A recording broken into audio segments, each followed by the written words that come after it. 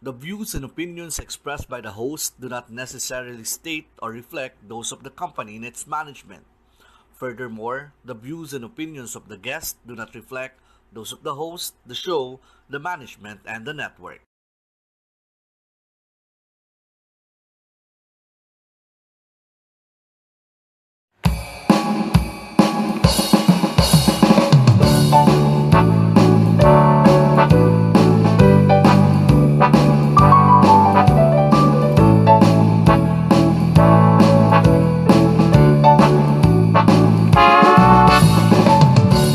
Alam mo ba, may sasabihin ako sa'yo, ng buhay mo'y isang aklat. Isang aklat na para sa lahat. Kaya halika na, ibahagi sa lahat. Kaya kung gusto mong matuto, tumutok ka lang sa programang ito. Sa library, halina't makibahagi sa mga aral ng buhay. Makisaya, makialam sa ikakabuti ng bayan at magdulot ng inspirasyon at kalakasan. Halika na, sumama ka, mangarap at matuto ng sama-sama. Huwag mabalisa kung may problema. Andyan ang Diyos na iyong makakasama. Kaya kung gusto mong matuto, tumutok ka lang sa programang ito.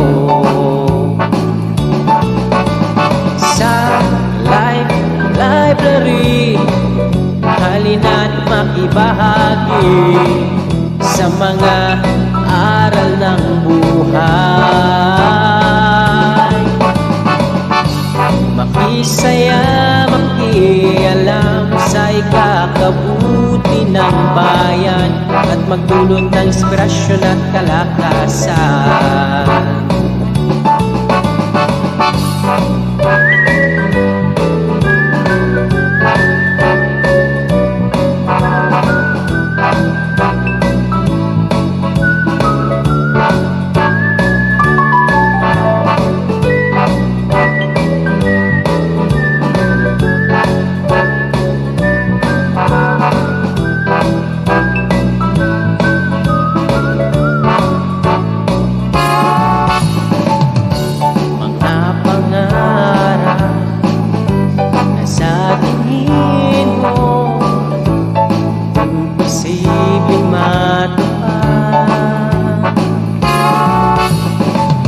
Magtiwala ka lang sa may kapat, lahat ng yan makakamtan. Sa library, halina't makibahagi sa mga aral ng buhay. Makisaya, makialam sa ikakabuti ng bayan at magdulot ng inspirasyon at kalakasan.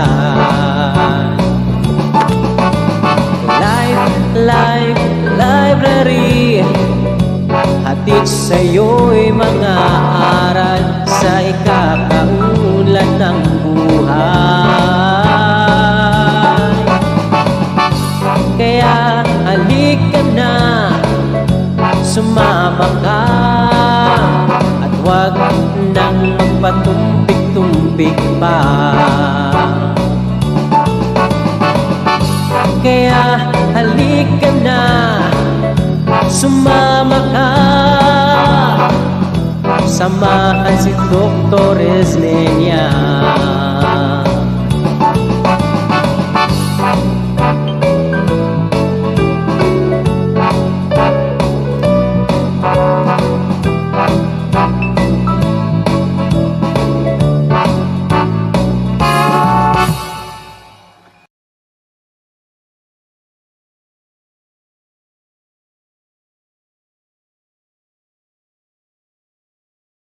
Good morning, good afternoon, and good evening to all our TLC viewers all over the country and all over the world. So, welcome back at Life Library with yours truly, Dr. Ismenia C. Celeste, at your service to give you another dose of wisdom to keep us strong in faith, in hope, and in love.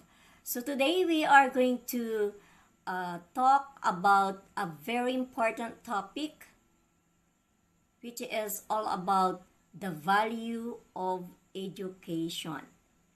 I hope you agree with me that education is really important for us to succeed in life. Though according to John Dewey, education is life, it's not a preparation for life. But I will, of course, interpret and explain that according to my own experience. That education, for me, education is both a preparation for life and life itself. It is a preparation for life because we need to study and we really need to earn a degree, no? And that is our education.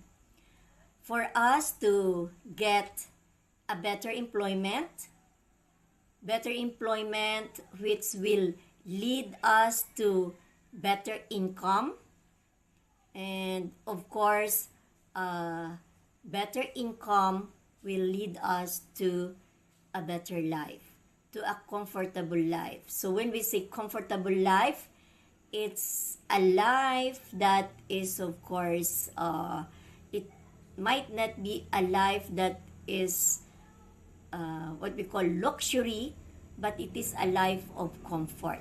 Just like me. I have a home. Syempre, I have my needs. I eat 3 times a day. I can go to malls, no? Comfortable life na masasabi yun para sa akin. I can also go to parties, attend social gatherings. Unlike when I was a child, of course, when I was a child that I felt like an outcast. Para kasing kung mahirap ang buhay mo, pag wala kang pinag-aralan, parang ang hirap-hirap na makisabay tayo sa ating lipunan. So, education, no, I agree with John Dewey that education is life itself. Is not a preparation for life. Because everything that we learned, no, the things that we learned through our education, we need them in our daily life. Hindi naman yung gagamitin natin in the future. So yun siguro yung preparation for life. This is the education, yung ating career. But when we say education is life, because every day we need to learn new things. We really need to learn and apply these learnings in our life. Just for example, paano ba ang magluto? Kahit mga ganun kasimple, di ba? So, aralin natin paano ang magluto. Paano ang mag-decide, decision making. So, inaaral yan sa school, critical thinking. Para sa pang-araw-araw nating buhay, ay nagagamit natin. So, education, for me, is both life itself and it is really a preparation for life. Ako kasi, I made a lot of preparations. Talagang paghahanda ang pag-aaral. Sabi nga ng mga matatanda, di ba? Kasama na dun yung aking magulang, ang sabi, ang edukasyon lang daw ang kanilang pwedeng ipamana. So, kailangan talagang magsikap, paghandaan ang kinabukasan sa pamamagitan ng edukasyon. So, we will be discussing, of course, the value of education with our guest, no? One who is a professor, and of course, one a teacher. Life is a battlefield. To win, let's armor ourselves with doses of wisdom to keep us strong in faith. Let's continue to grow, to inspire, and to empower one another. Come, join us. Think, learn, connect. Here at TLC. Ayan, so eto, mapalad tayo at we have a guest for today who is an educator and she is our guest for the second time. Of course, I would like to introduce her once again.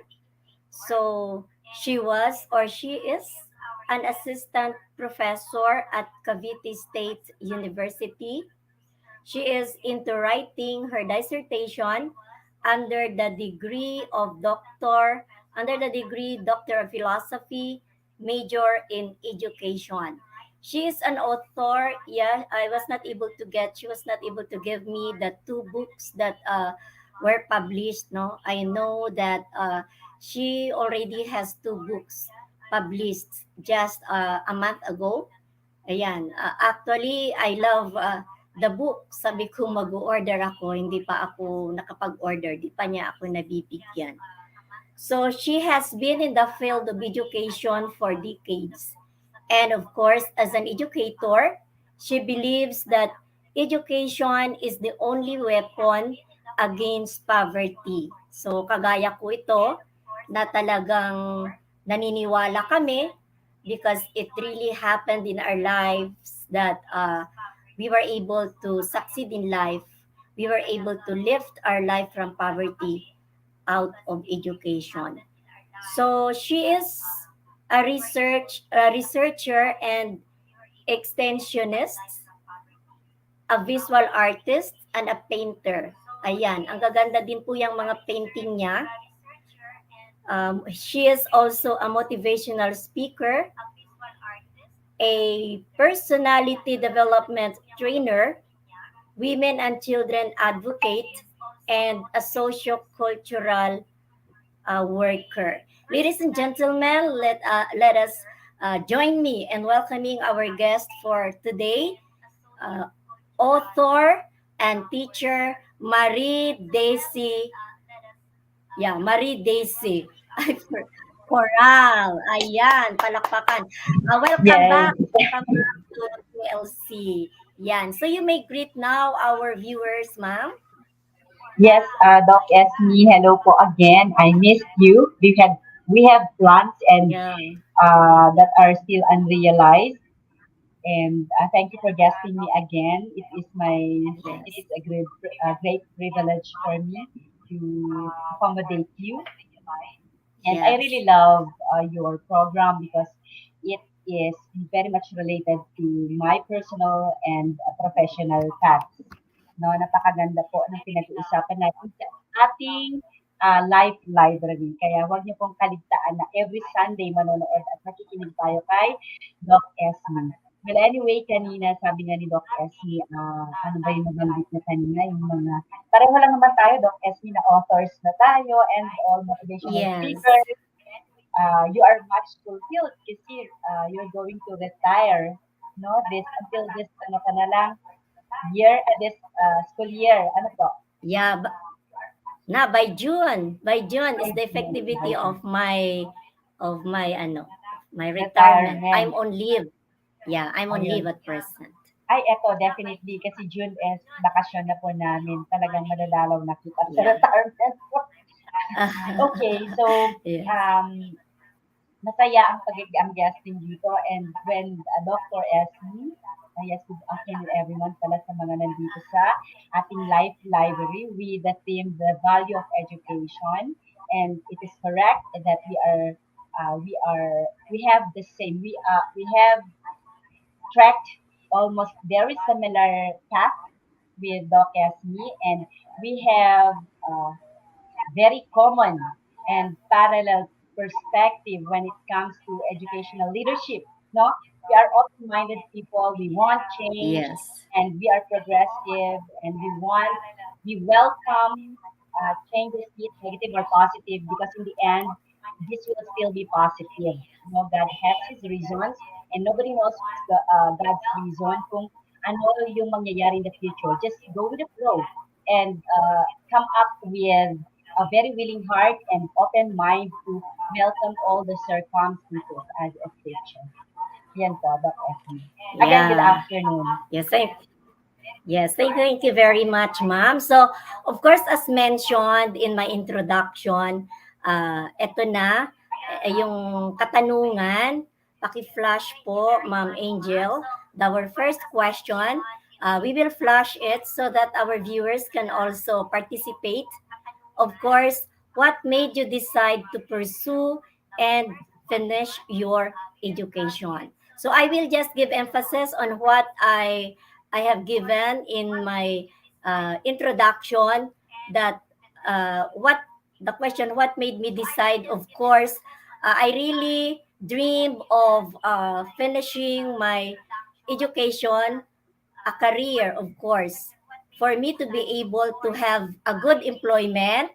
Siyempre, yan talaga ang gusto natin, mag-aral, to be employed, at yung magandang employment, to have a good employment.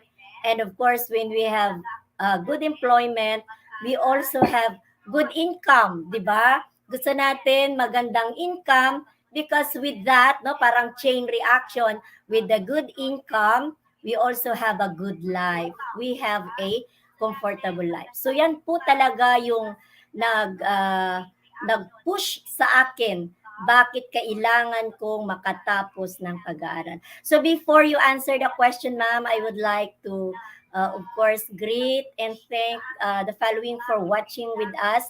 Ma'am Mary Jane Vidal, and of course, Ma'am Beng Tuazon. Ayan, comment na kayo, Ma'am Jean. Very active ka dati. Last week, yan, ano din kayo kung ano yung mga opinion ninyo, ideas ninyo with regards to the question. Okay, Ma'am, take it away. What made you decide to pursue your education? Okay, we have very similar background, Doc as me. I was also born out of a poor family. As I have said, we were 10 in the family. Now my two siblings died already. Yung two elders namin, wala na sila, so wala na lang kami. Now, because we are 10 and my mom is a professor, teacher din siya, and then my dad was just employed in one of the sugar milling company in my hometown. So that means the salary is not very handsome. No, it's not that handsome, it's not that good because the children, there are a lot of children in the family. Ang daming bibilhin, ang daming papakainin, ang daming gamit na Yes. kailangan sa school and all. And because of this circumstances that I had in my life when I was younger, this made me pursue and finish my education because I know that education will help me feed myself when I grow up, feed my children when Yes. they feed me, and feed also, and also give satisfaction to the dreams of my parents. Kasi every parent dreams for a better life for their children. So, kailangan kong matapos ang ating education so that we have a better life, to have good income, and to Yes. satisfy the needs and wants of my family. Ayun po. Yes. So in short, ma'am, talagang education is our hope. Ang pag-asa natin for us to live a comfortable life, for us to live, of course, a happy life. Kasi happy tayo kung we are able to, of course, provide all our needs, di ba? Ang dami kasi nating needs. Kailangan natin yung need natin, basic need, pataas yan to education. Siyempre, pagpapaaral ng mga anak, pinaghahandaan, di po ba? Pinaghahandaan, yung mga iba nag-abroad, talagang pinaghahandaan. So yung sinasabi, ano yung opinion mo dito? Although I already give my opinion, that according to John Dewey, education is life itself. It's not a preparation for life. So ano naman yung opinion mo dito? Kasi kanina nabigay ko na yung opinion ko. Yes, ma'am. Actually, that is one of my great philosophies in education. That education is not the steps or procedures in life, but it is the actual life. It is the life itself. So in life, you keep on learning. No, the moment you were born, and then the next step would be for a baby. The next step would is to learn how to say ma, pa, or how to manifest any reactions that would tell the parents na gutom yung bata or masakit ang tiyan niya. No, along the way, kahit sabihin mong hindi siya formal education yan kasi natututo yung bata na mag-express ng kanyang sarili. So that means from the very beginning, the life is education itself because it is manifesting already. Kasi kung sabihin mong education is life, baka iniisip lang natin formal education, no? But it's not. Yes. The moment a child is born, Yes. nag-start na yung education. Kaya nasabi, no, not born, but even when they were conceived, kasi sabi ng OB, Yes. And kapag, yeah, while in the conception process, there yes, should be learning already. yes, Doc. So, There's sabi mo already yung learning. sa tiyan mo, and then that comfortable ka as a mother kasi comfortable din yung baby. No, dapat hindi ka Yes. nag-iisip, hindi ka dapat stress. Ganun po yung ano Yes. po, yung intindi ko sa sinabi ni Plato that education is not just the step or procedure of having life, but it is the life itself. Yes. So, yan, sa akin naman, just the same. Parang yung education is preparation for life. We prepare, yung preparation for life is yung degree. Yeah. Yung pagkuha natin ng degree. That's what we call, we prepare for life. Kasi we prepare for the degree for us to earn a living. But when we say education is a life, it's the learning. Yung sabi nga ni ma'am na the things that we learn through formal education, non-formal, informal, through socialization, these are all we need eh. So we need to educate ourselves. We need to learn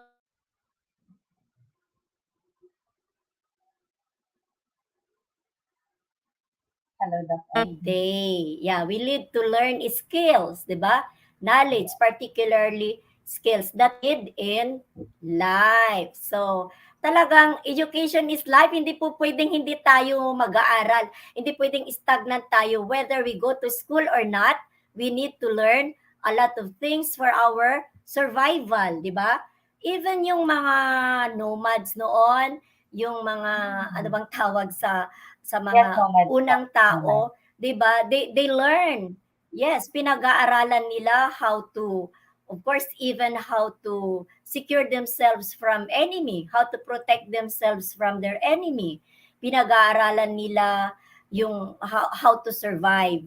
So, yun yung tinatawag nating education is life. So, andyan yan sa pang-araw-araw na buhay ang education.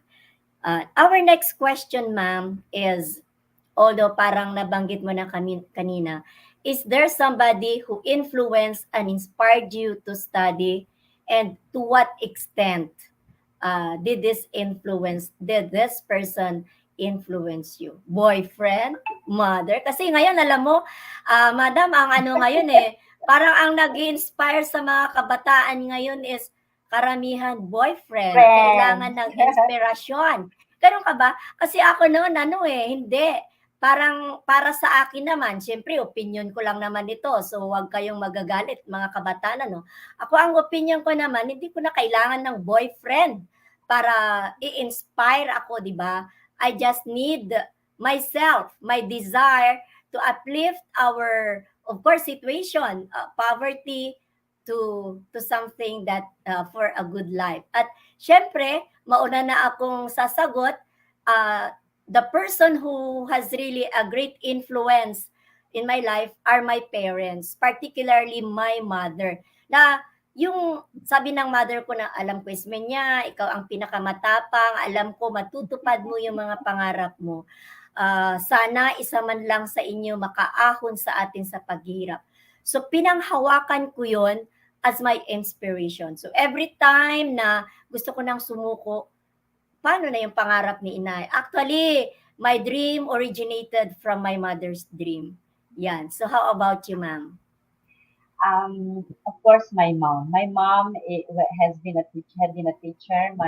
And the clans ko, mga titas and titas ko, they are all teachers. Most of them are teachers, majority are teachers, and some of my siblings teachers then. So my family, most especially my mom, kasi sa kanya ko nakita ang araw-araw na ginagawa ng isang teacher, araw-araw nagpupuyat ng isang teacher mother, no, nakikita ko sa kanya. So, my mom influenced me to become one. Actually, to become it was not really my dream to become a teacher. Pero siguro it's really in the blood. It runs in the blood, no? Kaya naging kung saan-saan ang may mga different akong jobs na naging trabaho, no? Like I had been a licensed broker, so I work in an office.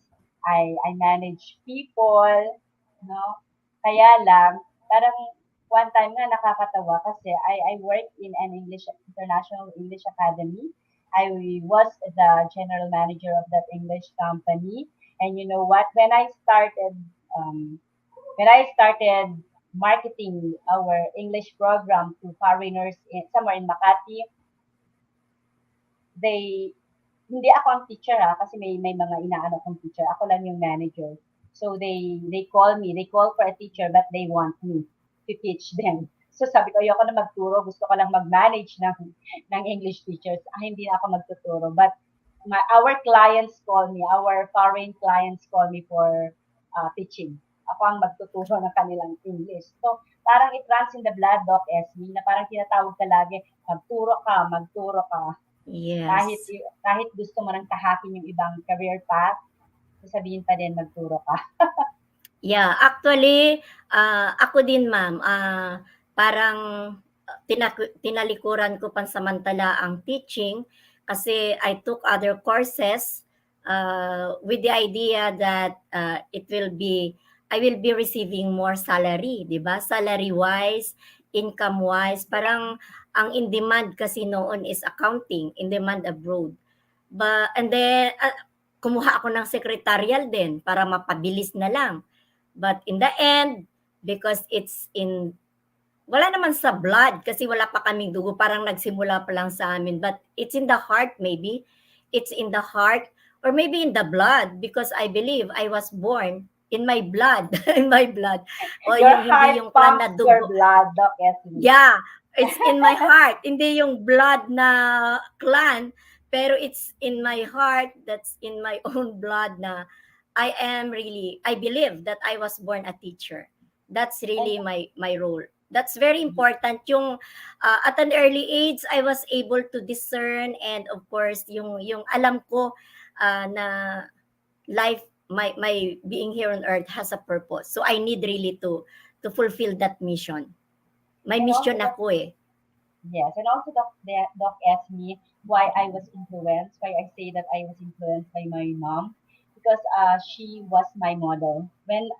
Whenever I remember whenever I see her before, whenever I see her like waking up in the morning, no, preparing our breakfast, tapos teacher pa siya, madami pa siyang gagawin sa school, weekends niya, naggagawa ng mga lessons niya, but still she tried to fulfill her roles as a mother and as a teacher. And she's also a social person. So ang dami niya ding mga kawang gawa Ang dami niya ding mga kausap, tumutulong, nag-a-advise, gumagawa ng paraan para sa problema ng iba. So I get, hindi lang, tama yon yung teacher, hindi lang siya formal educator, but she's also a life teacher. No? Tinuro niya kung paano mabuhay. Nakita ko sa kanya yon. So, that was the time when I decided to pursue my education kasi nakita ko sa nanay ko ang halaga ng edukasyon at naituro sa aming magkakapatid kung paano mabuhay at dapat na mamuhay through education. Ayun, Dr. Yes. So actually, ma'am, we were used to hear the words, mag-aral kayong mabuti, ito lang yung pamana, ito lang yung tanging kayamanan na pwede naming ipamana, ito yung kayamanan na hindi mananakaw kanino man. It's very true. Sana yung ating mga kabataan ngayon, although yan ay makaluma ng idea mula sa ating mga kanununod, maniwala sila na talagang ang edukasyon ang tanging pinakamagandang pamana ng ating mga magulang. Even without anything, kasi yung business, yung wealth, yung mga possessions, in just a moment, it can be they will be gone. Maano lang yan, masunugan lang tayo, mabagyo lang tayo, sa isang iglap, mawawala lahat yan. But then, as long as we are alive, yung edukasyon natin, we can survive. So, we can survive. So, edukasyon pa rin talaga, pagtibayin natin, patatagin natin, lalong-lalo na ang mga kabataan, sa buhay na meron tayo ngayon, kayo ang pag-asa ng ating bayan. Mag-aral mabuti, hindi yung basta aral lang, graduate lang. Talagang kailangan pag nag-aral, marunong, maalam, ano ba yun, masipag yung mga katangian, knowledge, yung sabi nga natin, knowledge, skills, and values should go together. Di ba? Correct. Yes, Yan. Dr. I So, agree.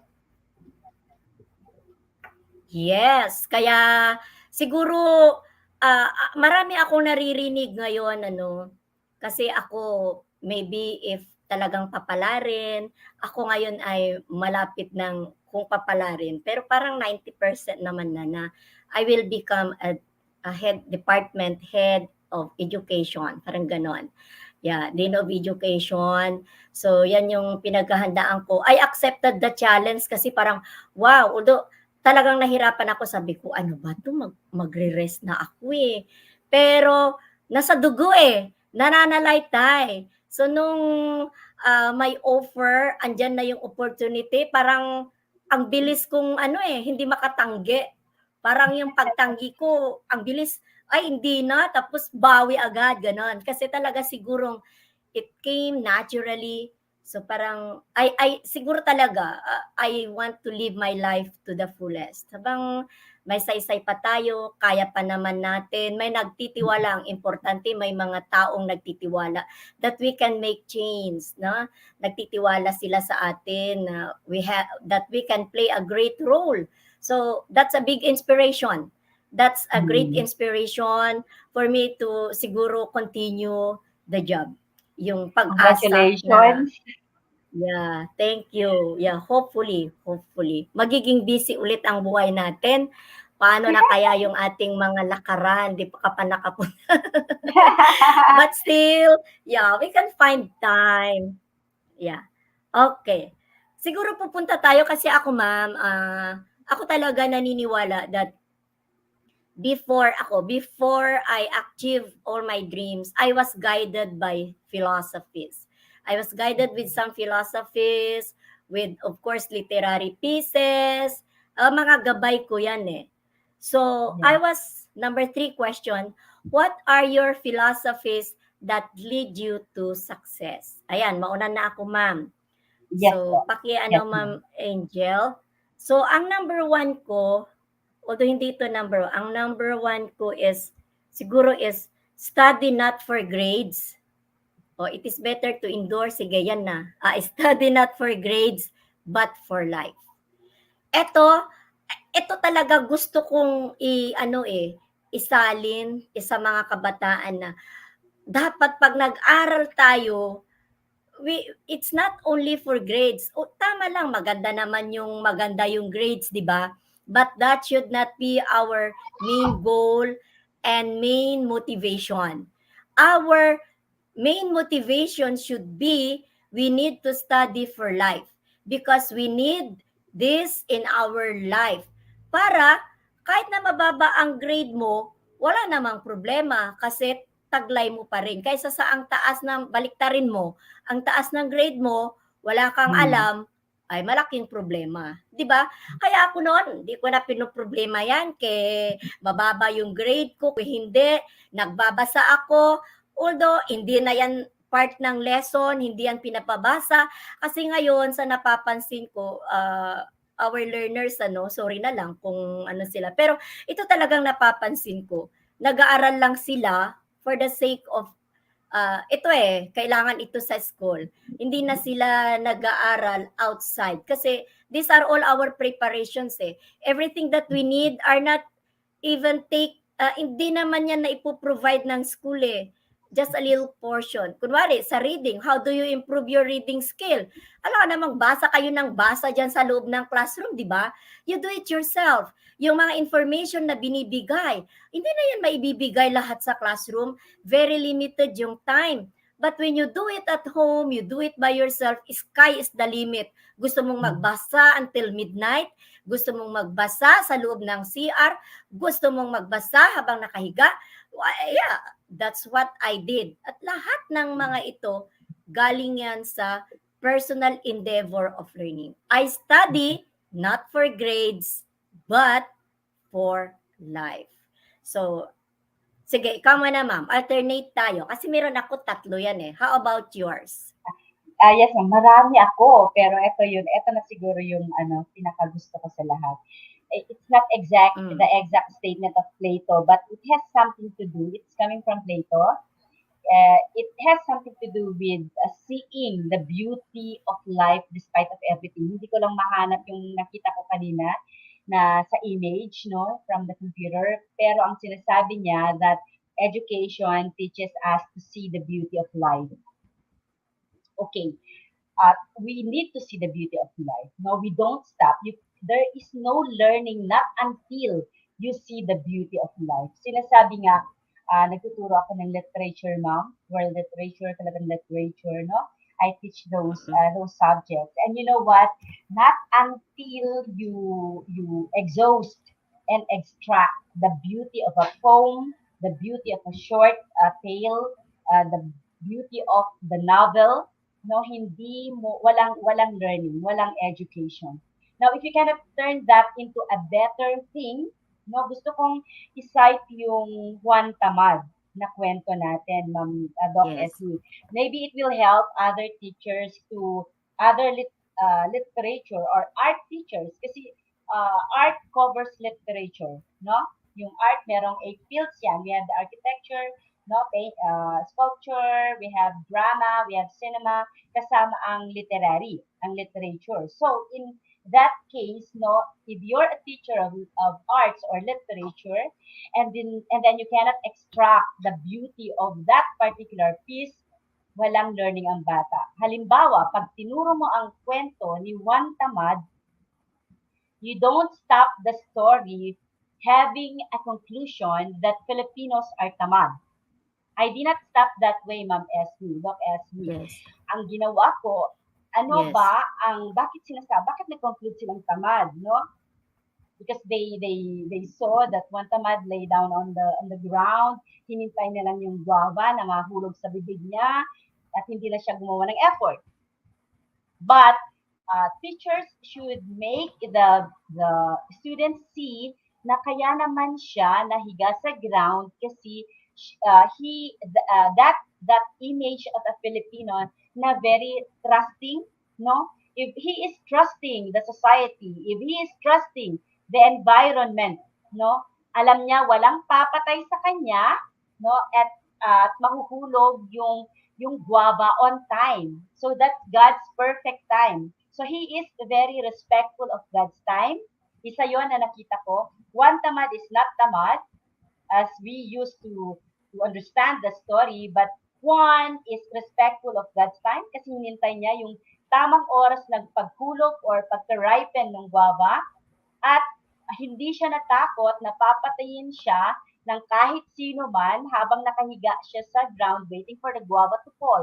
So that manifests that Filipino people are very peaceful people at walang papatay sa kanya, walang EJK, Doc Esme.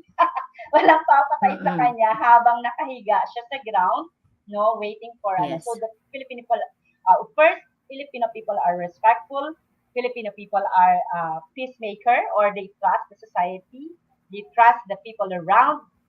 Peaceful ang Philippines. That story manifests that. Okay, so ganun, Doc Esme, dapat ang isang teacher na hindi tayo natapos na mag-conclude tayo na one is really tamad. So kayong mga Pilipino, etc., etc., etc. No, we should see the beauty out of that literary piece. And that's the only way our students learn from that story. Ayun, Doc Esme. So that is my seeing the beauty out of through and out of education from Plato. Hindi yun yung exact words, Doc Esme, ha. Medyo yan, medyo nabago siya yung line.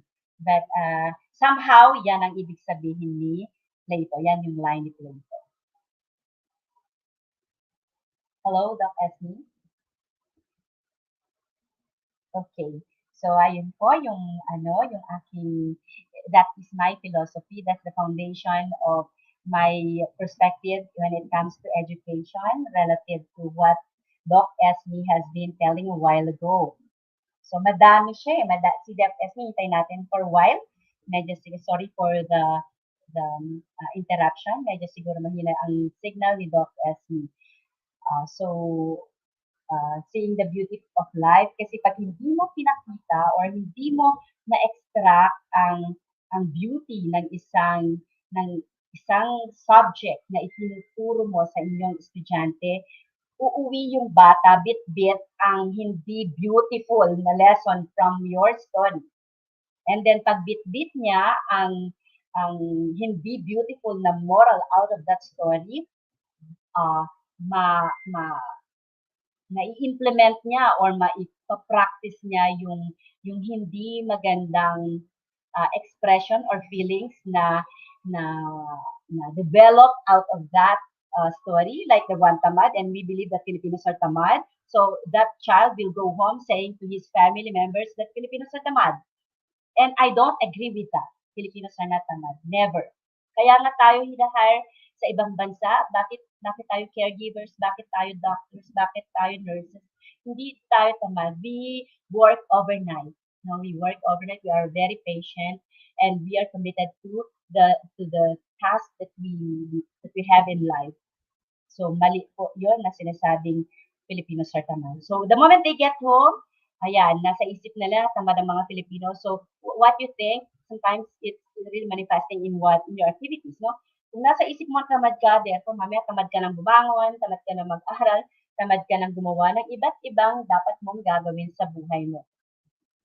And that's one thing na napaka napakahirap, no, very critical ang pagturo sa mga bata, very critical.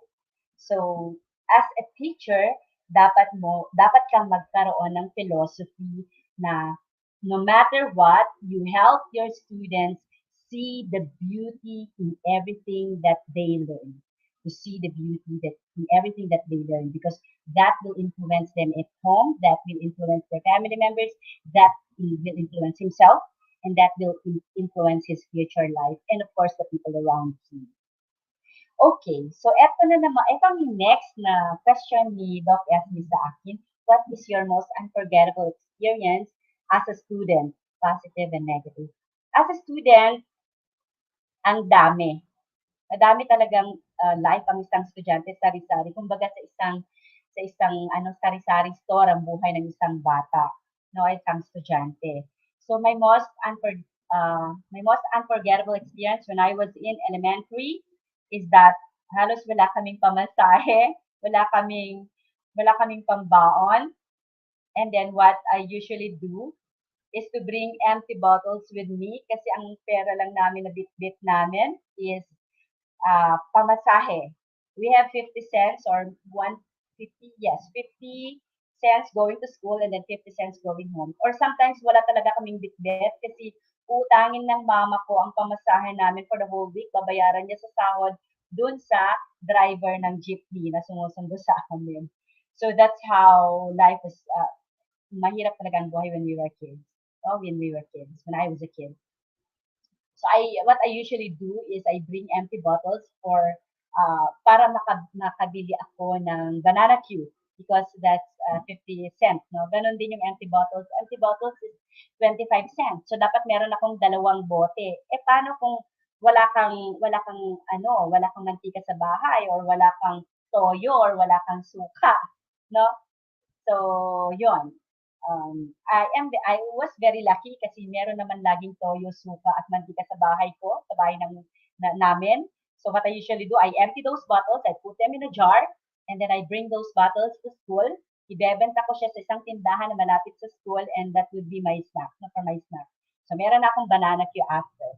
And then in the afternoon, tatawagin na kami ni Mrs. Batulan to sell miswa. So ang gagawin ko, magbuboluntaryo akong magtitinda ng miswa. We go around. Hindi ako mahihiya because that would feed my stomach. When your stomach is full, makakaisip ka at ng mabuti, makaka-recite ka sa klase, makaka-memorize ka ng dapat i-memorize. Okay, so yun. When I was in college, ang hindi ko malimutan is lagi, because I had my college in the University of the Philippines, lagi kaming nasa rehas ng Malacanang, nasa fence, nasa bakod ng Malacanang, naglalakad sa Mendiola, kundi naglalakad sa Luneta from Quirino stage, no? Mahaba-habang nilalakad, nagpo-protesta. Okay, those are, I will never forget how those policemen carried me to the bagon ng basura, ang dumi-dumi mo, baw-baw mo, ilalagay ka doon kasi iuwi ka sa boarding house mo kasi you stop that foolish demonstration and all. Yun yung tinuturo sa amin ng mga polis na yun. But of course, our UP mentors have different things in mind. So, yun ang hindi ko makalimutan na kami mga aktivista nung ako. Kasi scholar ako ng bayan. Those were the positive and negative, happy and sad experience that I had. Pero in the end, these are all positive experience. Okay. Doc Esme. I'm missing Doc Esme. Yeah. I have my fifth question. How did you handle those negative experiences and situations? I just enjoyed the moment. Okay, this is a very, very important lesson, especially when I read it in my I learned it from my child psychology class that make your child enjoy every moment. And the moment na naging mother ka na, make you enjoy every moment of your life. No? So, be it negative or positive, yung mga experiences nyo, like magpapalaki ng bata, no? So, yung mga experience ko na yon, naging negative or positive, I handled it like I just enjoyed the moment. Hindi ko masyadong inisip kung anong kalalabasan. Parang when I was in elementary, I just have to satisfy my feelings at that very moment. So, sabi ko, wala akong pang merienda mamaya, wala akong pambili ng banana cues. I have to empty those bottles and bring them to school. I never thought, like in somebody else mind, usually nahihiya sila, no? Yung mga bata na, ayoko nga magbenta ng empty bottles, no? But in my case, I handled it that way. Yung mga masasaya at malulungkot na experience ko, I satisfy. Ano ba ang dapat gawin? I solve my problem. And I guess that makes me happy. And that makes my mom happy na hindi ako nakikita ng nanay ko na nalulungkot dahil wala kaming pera. No? Kasi kapag nalungkot ka na isang estudyante, tapos makikita ng magulang mo na nalungkot ka dahil wala kang pera, mas malulungkot sila. And I thought of my mom's feelings. Madami ng pinagdaanan ng mama ko sa buhay ko. So ayokong makitang malungkot pa siya dahil wala akong banana cue sa araw na yun, no? It's a very shallow experience. So for me, I think ganun ko siya hinandle yung mga bagay-bagay sa aking buhay, no? I just enjoy the moment and then later on, surprise, ito pala yung kalalabasan ng ito. So, ganun ko siya, ganun ko in-enjoy yung aking moment. And the last, I think this is the last question, no? That don't ask me. What is your message to all your students, to all the students in all levels? I will only give one message, and it is, I guess, coming from the title of the book of, if I'm not mistaken, um, Stephen. That was the first name. That's the first name of the author. But it's all about everything is learned from your kindergarten, no? Kaya wala kang excuse kasi dumaan ka sa pagkabata. Kung sabihin mo college ka na, hindi nagturo ng mabuti yung teacher, mali yan. Or mali yung teacher, mali din yan. Okay? So kasi meron ka na dapat ability when you get to the college or tertiary level, your knowledge is no longer basic. Your procedures, your methods, your comprehension, your level of comprehension is no longer on the level of the basics. Dapat tumaas na yung level na yon. That it's far different from, although we learn everything from when we were a kinder, like they teach us the colors. Eto pala, pagdating mo ng college, ang colors pala na yun, ang dami-dami palang colors. Hindi lang pala siya yung primary and secondary colors, no? Ang dami pala. Maybe 100 or less than. Pero hindi lang siya yung 6 na colors na yon. So the moment you get into your tertiary level, dapat mas mataas na yung level of comprehension. No, yun yung gusto kong sabihin sa lahat ng estudyante dahil dumaan kayo sa pagka-kinder, pagdating nyo sa high school, higher level na yung understanding nyo, and you are responsible and accountable about that because everything is taught when you were a kinder. No? Tinuro na yan ng teacher mo, basic yan. So, I hope na nakuha yon ng ating mga millennial students, mga millennial minds na nandiyan. But I am not against these people, no? Pero yun sana yung ma-reinforce man lang yung kanilang thinking about teaching, about learning process, the procedures of their teachers, mali yung teacher, because it's easy for them to say na parang mali yung pagturo ng teacher na to, mga ganun. So it's easy for them to judge, it's easy for them to score the teacher low, no? Masakit naman sa teacher yun. So sana ganun ang gawin natin. Okay. And I still have another. Paano po yung mga nag-online school? This is coming from question maybe Doc Essie from the audience, no? Okay, may question po tayo ngayon. Paano po yung mga nag-online school ngayon na may kinder? Tingin niyo po ba may ibang effect yon sa learning style ngayon? Yes. Basically, when I learned child psychology, children are very particular in touching them. No, when you teach, you pat their shoulders, you embrace them when they're sad. You have to hug them or laugh with them when they're happy. And these are the foundational principles, the things that will be developed along the way habang lumalaki yung isang bata. So napaka-importante yung yes, may effect yung virtual class. Hi, Doc Esme. Thank you very much. You're there. So we have here Doc Yeah, Esme. hello. Yeah, just a continue. question. Okay, Yeah, thank you, Doc Esme. Okay, Continue the question. That's the question of the viewer. Yes. yes. Okay. So that is my answer. Yes, there's an impact, no? Dun sa pagkatuto ng isang kinder na virtual lahat kasi these children are very they love to be touched kapag malungkot sila, they love to be embraced. Paano mo sila ma-embrace sa virtual class? So it has something to do with their emotional development, psychological development, no, social development. May impact yon because they have to be comfortable with the teacher. paano mo sasabing comfortable yung bata sa'yo kung hindi ka naman niya natatouch, hindi mo siya natatouch. So it is a little bit challenging task for educators and school administrators and all the teachers challenging yung task na to ang pagtuturo sa mga kinder kasi dapat may personal touch ang ating mga teacher sa mga bata na nag-aaral Wait, sa nagla-live live ulit level ako. na to. So, malaking bagay ang pagsawala ng face-to-face, especially sa mga kinder pa lang. No, kailangan nakita nila actual yung teacher. And you know what?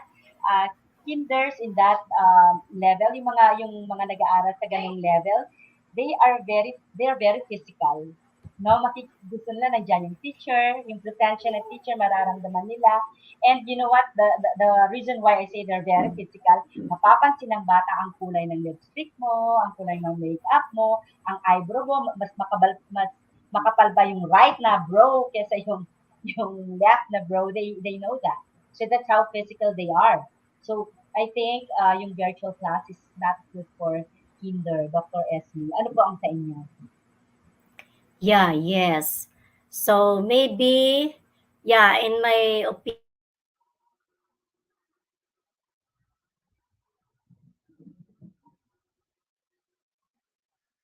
Ayun, siguro hindi talaga maganda ang ano ng panahon. Ano, Doc Esme, no?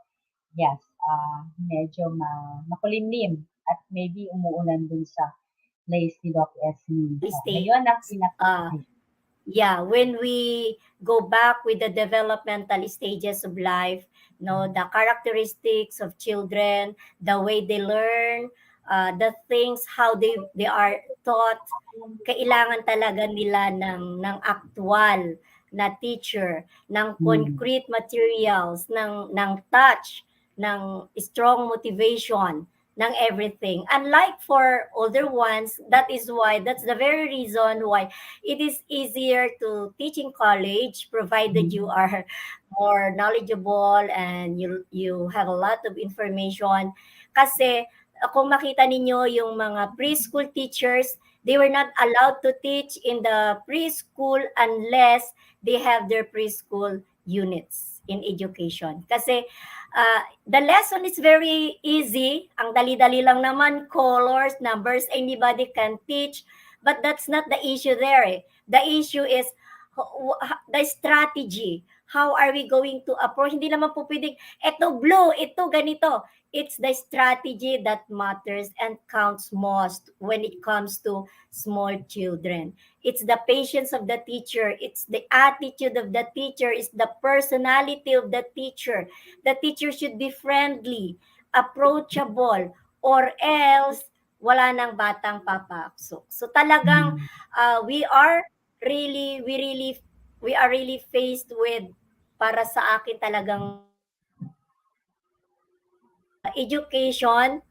Actually, it's not only for preschool, even in elementary, even high school. Kahit nasabihin mo na nga na college na yan, still there's a big difference kung nandyan talaga yung actual teaching. So siguro magbibigay na tayo ng closing. Yan na yung closing ano mo ma'am, message mo. So yeah, later on you can add. So I will give also my message to all the parents, to all the teachers and students. So we should work hand in hand. Sabi nga nila, it takes a village to raise and to educate a child. So we should stop blaming. So hindi natin pwedeng ipasa yung blame. All we need to do is to accept our responsibility, of course, to siguro to do something to solve the issue. Kung ano yung issue natin sa edukasyon, magtulong-tulong na lang tayo. But of course, for me, when it comes to education, when reading, edukasyon talaga the word teach. So the teacher has the greatest role when it comes to educating the children, especially when it comes to mind. Actually, everything Kasi sa school naman, sabi natin, in our educational system, we develop the child in its entirety. We develop the child holistically. So, ako talaga, nung bata kami, ewan ko lang sa ngayon, wala naman yung nanay, turuan ka ni nanay, wala namang tutor, hindi na nakikialam si nanay, sa exam, i-review ka ba ni nanay? Wala eh, walang ganun eh. So, ang nakita ko, we are not responsible enough. Siguro students before are responsible enough. At talaga yung kung babalikan natin yung old is yung responsibility ng teaching nakasalalay lang sa teacher, walang tutor, walang nanay, pero maganda naman yung edukasyon, di ba? Maganda yung edukasyon. Siguro ngayon sa paglipas nga na ng panahon, marami nang nagbago kaya doon tayo nananawagan na kailangan na talaga ng gabay at tulong ng mga magulang. Kasi ibang-iba na. Ibang-iba na yung ating mga kabataan. Ang hirap na ding magdisiplina ni teacher. Unlike noon, kayang-kaya natin silang disiplinahin. Kayang-kaya natin silang mapasunod. Kayang-kaya natin silang mapagawa ng mga assignment.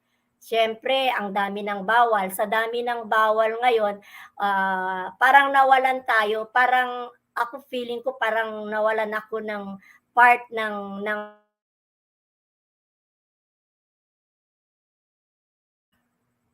para may magagawa talaga. So kulang na tayo.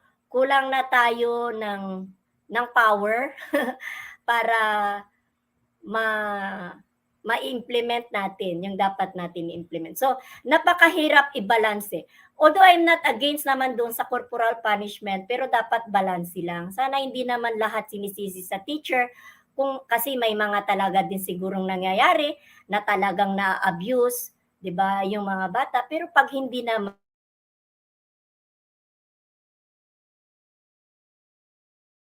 yung pag-aaral. So yun siguro, ang dami na talagang nagbago, so kailangan ibalik na lang natin siguro yung disiplina, kung matulungan natin yung mga bata disiplina sa pag-aaral, yung desire na mag-aral, walang problema.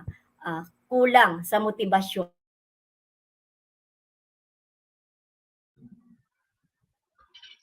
Yes. Hello, Doc Esme. O yun, siguro doon magtatapos ang ating live library for now. Mahina talaga ang connection ni Doc Esme. So, yun nga, ang pinaka-last word niya is, ayan, Doc Esme, yes. Ayun, ang sa akin naman, Doc Esme, my final word for today's theme, no, the value of education.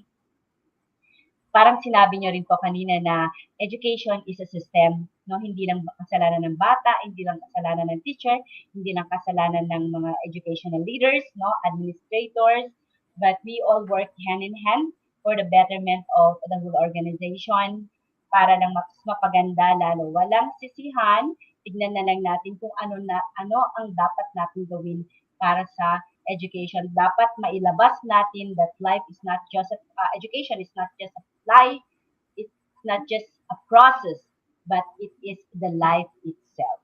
Ayun, Doc Esme. Thank you Yeah. very much again. So, ito, hiramin na lang natin to end. Hiramin natin yung kasabihan ni John Dewey na pero ako medyo lagyan ko ng pagbabago. Siguro na from there, sasabihin ko that education is life itself, is both life itself and preparation for life.